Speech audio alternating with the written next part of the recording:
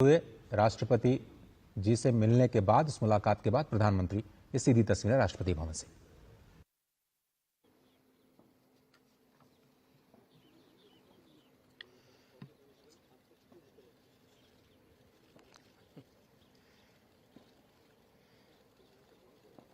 नमस्ते साथियों। चुनाव में जैसे हम लोगों को भी दौड़ धूप रहती है, मीडिया के साथियों को भी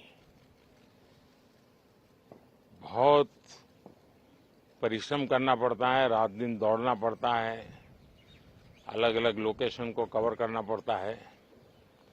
तो आप लोगों ने भी बहुत कष्ट उठाया है।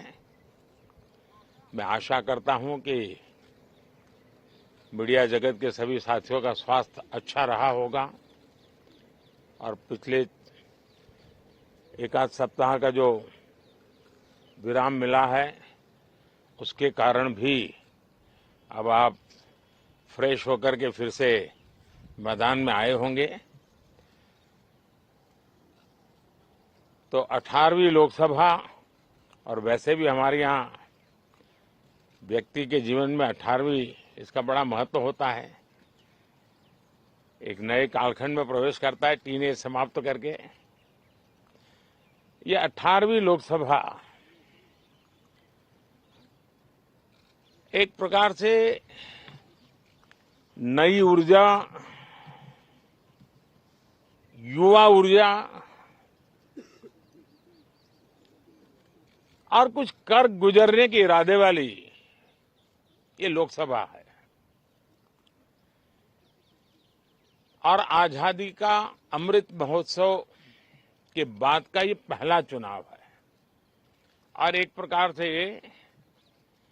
वो 25 वर्ष हैं जो हमारे अमृतकाल के 25 वर्ष है, और जो 2047 देश जब आजादी की शताब्दी मनाता होगा, एक प्रकार से उन सपनों को साकार करने का एक बहुत महत्वपूर्ण पड़ाव ये 18वीं लोकसभा है। साथियों, एनडीए सरकार को तीसरी बार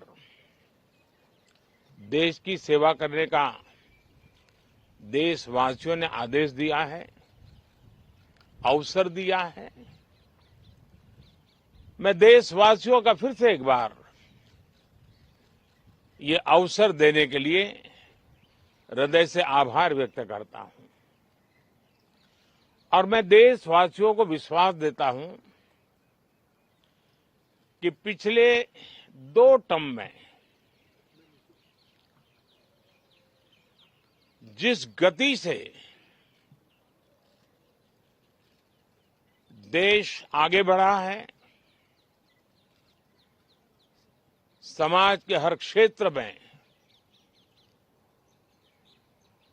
परिवर्तन साफ साफ नजर आ रहा है। 25 करोड़ लोगों का गरीबी से बाहर आना, ये अपने आप में हर भारतीय के लिए बड़ा गर्व का विषय है।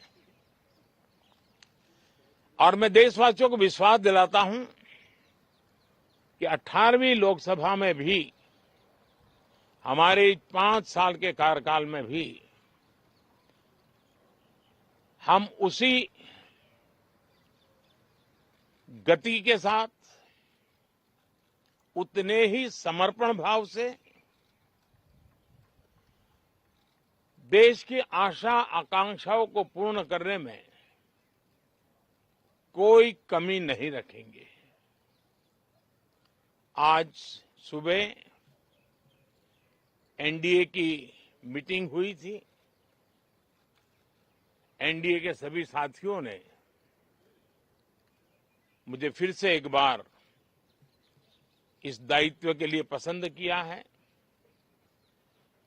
और सभी एनडीए के साथियों ने राष्ट्रपति जी को इसकी जानकारी दी और राष्ट्रपति जी ने मुझे अभी बुलाया था और मुझे प्रधानमंत्री डेजिग्नेटेड के रूप में काम करने एक नियुक्ति दी है और मुझे शपथ समारोह के लिए और मंत्रिपरिषद के सदस्यों के सूची के लिए उन्होंने सूचित किया है। मोटे तौर पर मैंने राष्ट्रपति जी को कहा है कि हमें 9 तारीख शाम को सुविधा रहेगी। अब बाकी डिटेल तो राष्ट्रपति भवन वर्कआउट करेगा और हम तब तक मंत्रिपरिषद की सूची राष्ट्रपति जी को सुपुर्द करेंगे। उसके बाद शपथ समारोह होगा। साथियों, सरकार एनडीए की एक प्रकार से एनडीए 1, एनडीए 2 और एनडीए 3 ये एक निरंतरता है और हमारे संकल्पों को लेकर के, सुशासन के प्रति हमारी प्रतिबद्धता को लेकर के और देश के सामान्य जन के सपनों को पूरा करने के प्रयास के रूप में इस निरंतरता को हम और अधिक ऊर्जा के साथ और अधिक व्यापक विजन के साथ आगे बढ़ाएंगे और समय सीमा में लक्ष्यों को प्राप्त करने का हमारा प्रयास रहेगा।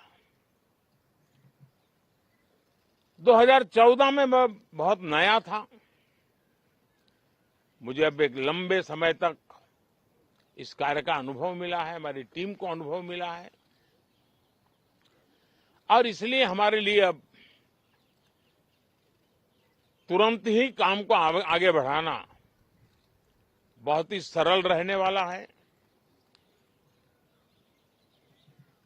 और इस अनुभव का लाभ भी देश की सेवा करने में मिलने वाला है।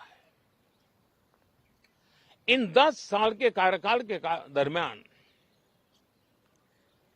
भारत की वैश्विक जो छवि बनी है,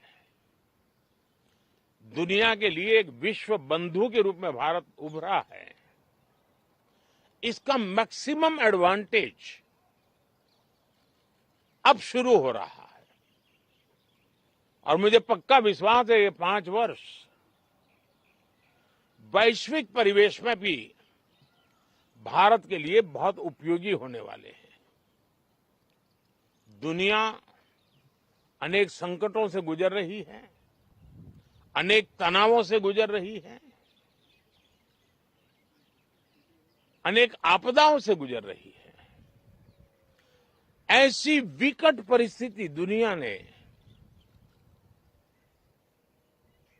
बहुत लंबे अरसे के बाद देखी है। हर देश इन सारी समस्याओं के बीच अपने आप को बचाए रखना, बढ़ाते रहना, चुनौतियों का डगर डगर पे सामना कर रहा है। हम भारत वाले लोग, हम भारतवासी खुद नसीब हैं कि इतने बड़े संकटों के बावजूद भी हम आज विश्व की सबसे तेज गति से बढ़ने वाली इकोनॉमी के रूप में जाने गए हैं। ग्रोथ के विषय में भी दुनिया में हमारी वाहवाही हो रही है। अब एक स्टेबल गवर्नमेंट मिलने के कारण और परिचित व्यवस्था और नेतृत्व मिलने के कारण दुनिया का भारत के प्रति रुझान, भारत के प्रति उनका आना बहुत तेज गति से होने वाला है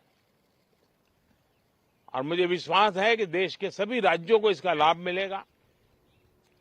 देश की युवा पीढ़ी को सबसे ज्यादा लाभ मिलेगा। विकास के नए ऊंचाइयों को छूने में एक वैश्विक भागीदारी का वातावरण आने वाले 5 साल में बनने वाला है। तो इसी संकल्पों और आदर्शों के साथ हम आगे बढ़ेंगे। मैं राष्ट्रपति जी का हृदय से आभार व्यक्त करता हूं कि एक बहुत बड़े महत्वपूर्ण दायित्व के लिए उन्होंने मुझे निमंत्रित किया है। आप सबका भी दोस्तों बहुत बहुत धन्यवाद। Thank you.